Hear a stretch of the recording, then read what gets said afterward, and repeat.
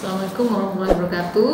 Hari ini saya akan menjawab pertanyaan pertemuan minggu kemarin terkait dengan mineral dalam batuan. Nah, saya memilih 3 pertanyaan yang mewakili pertanyaan yang lainnya yang saya anggap mirip ya atau hampir sama. Nah, pertanyaan pertama yang mewakili adalah pertanyaan Hizkia yang menanyakan batuan yang terbentuk kaya akan Mg dan Fe dikatakan sebagai batuan mafic, sedangkan batuan yang mengandung Mg Fe yang rendah felsic. Nah, pertanyaannya adalah kenapa keberadaannya terpisah, kemudian kalau kejadian letusan gunung api, magma yang keluar akan membentuk batuan mafic dan batuan felsic saja. Nah, saya jelaskan bahwa mineral di dalam batuan itu ada 2. Kalau dia merupakan batuan beku, mineral mafic dan mineral felsic. Jadi kalau Hizkia menanyakan batuan yang mengandung Mg dan Fe, maksudnya mineral mungkin ya, karena batuan itu mineralnya banyak. Sedangkan yang mengandung Mg dan Fe itu kita lebih skupnya lebih kecil, itu mineral. Nah, kalau mineral yang banyak mengandung Mg dan Fe biasanya merupakan melting atau hasil peleburan dari kerak samudra.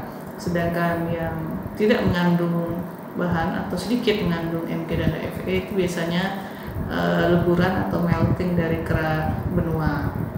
Nah, keberadaan antara 2 jenis mineral mafic dan felsic itu karena berat jenisnya berbeda, karena kandungan unsur logamnya juga berbeda, sehingga dia pada saat proses pemisahan atau asimilasi pada diferensiasi magma, dia akan memisahkan secara alami karena perbedaan jenis. Karena kita tahu mineral atau unsur yang biasanya mengandung logam yang lebih ringan, dia akan lebih posisinya di atas, sedangkan yang logam berat itu posisinya di bawah. Jadi karena berat jenis dan kaitan unsur tersebut memang agak berbeda, sehingga mereka tidak bisa bersamaan atau hadir sebagai satu bagian yang sama. Kemudian pertanyaannya terkait dengan letusan gunung api hadir bersamaan atau tidak. Kalau letusan gunung api meletus secara spontanitas karena ada tekanan tenaga endogen yang besar dari dalam bumi, sehingga menyebabkan magma keluar melalui gunung api. Nah, pada saat magma keluar, semua apa saja bahan atau material yang ada di dalam gunung api itu pasti akan dilemparkan ke luar. Jadi tidak hanya mineral felsic, mineral mafic, semua batuan apapun yang merupakan bagian dari gunung api pasti akan keluar ya, mengalami letusan atau erupsi dari gunung api. Jadi mereka bisa hadir bersamaan karena tadi kejadian yang secara spontanitas, karena letusan dari gunung api yang merupakan tekanan dari tenaga endogen.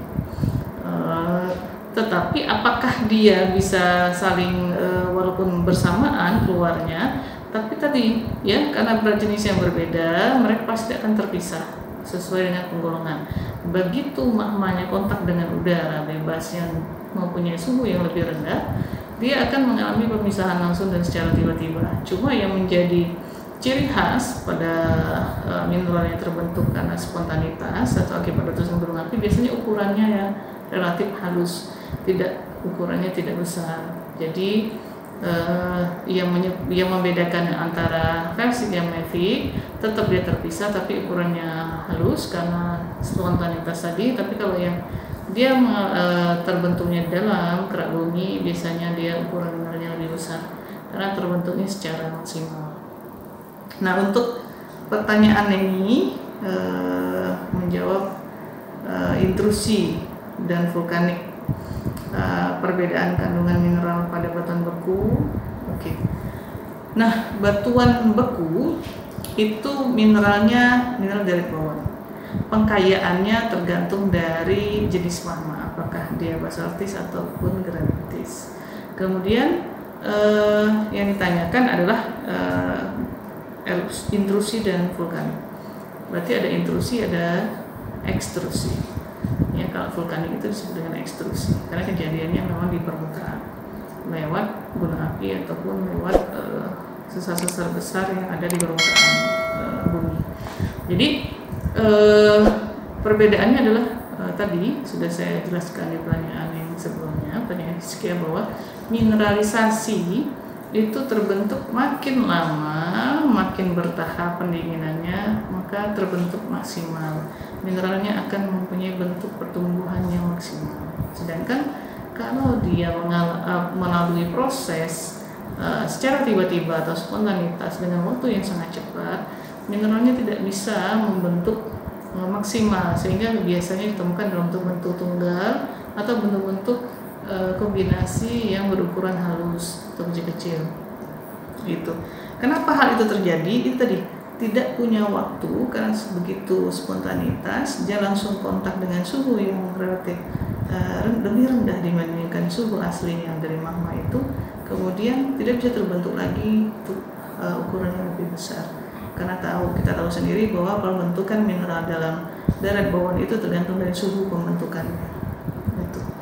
Kemudian pertanyaan yang ketiga yang mewakili pertanyaan mahasiswa semua adalah pertanyaan Rahmida yang mengatakan bahwa komposisi magma jumlahnya itu kandungan bahan volatil yang mempengaruhi proses kristalisasi. Ya, bahan volatil itu terdiri dari gas, cairan magmatik akibat dari dehidrasi mineral yang dalam batuan kemudian dia mengalami proses melting. Jadi tidak hanya padatan saja, tetapi sebenarnya ada buih magma, ada gas-gas yang terkandung itu akibat dari meltingnya semua batuan. Kita tahu batuan mengandung banyak sekali unsur-unsur yang terkandung, kemudian pada saat kontak dengan suhu yang tinggi, kemudian mengalami melting. Nah, apapun yang terkandung dalam batuan tersebut dia akan menjadi lelehan batuan.